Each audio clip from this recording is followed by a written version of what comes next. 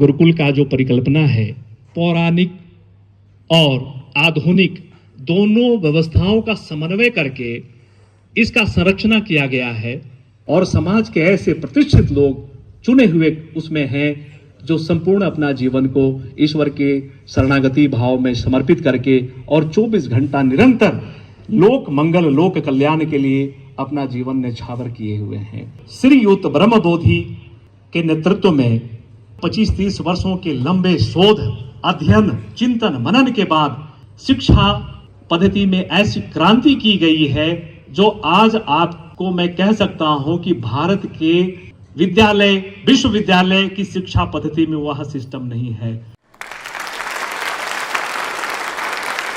गुरुकुल में पढ़ने वाले बच्चे चाहे वो ब्यूरोक्रेट में जाना चाहते हैं, जुडिशरी में जाना चाहते हैं, राजनीति में जाना चाहते हैं, बेहतर किसान बनना चाहते हैं, व्यवसाय करना चाहते हैं, जिस क्षेत्र में वो आगे बढ़ना चाहते हैं उस क्षेत्र में उनको बढ़ाया जाएगा, उसकी संपूर्ण प्रशिक्षण दी जाएगी।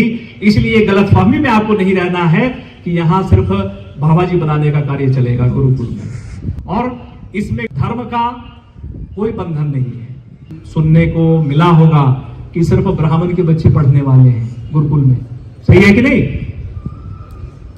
लेकिन मैं आपको कहता हूं बच्चे किसी के हैं वो परमात्मा के बच्चे हैं। ये सभी के, चाहे वो किसी वर्ग का हो, गरीब का हो, अमीर का हो, जैसा भी हो, सभी के बच्चे वहां पढ़ सकते हैं, इसका कोई बंधन नहीं है। आज आप देखिएगा देश में सबसे बड़ी समस्या क्या है? गरीबी का, बेरोजगारी का, और हर चीज सरकार के ऊपर फोड़ते हैं कि सरकार रोजगार नहीं दे रहा है। हमें इस पर कोई बात नहीं करना।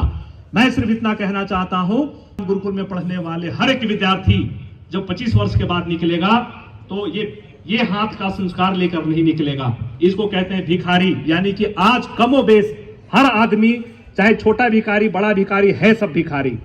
मैं आपको आश्वस्त करता हूं कि गुरुकुल में जो पढ़ा हुआ विद्यार्थी होगा वह इस भाव से निकलेगा, यानी कि दाता के भाव लेकर निकलेगा।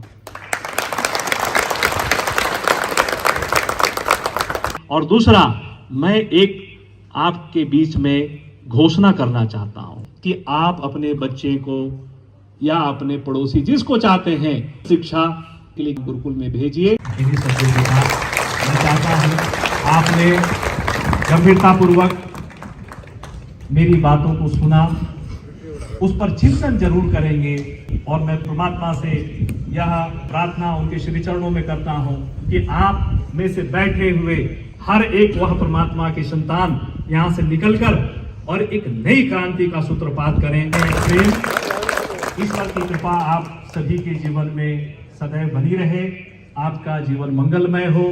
इसी मंगल कामनाओं के साथ आप सभी को मेरा हरिशरणम साधुवाद, शुभ। आदरणीय कृष्णमूर्ति जी ने बहुत अच्छे से ये सारे कॉन्सेप्ट को रखा है।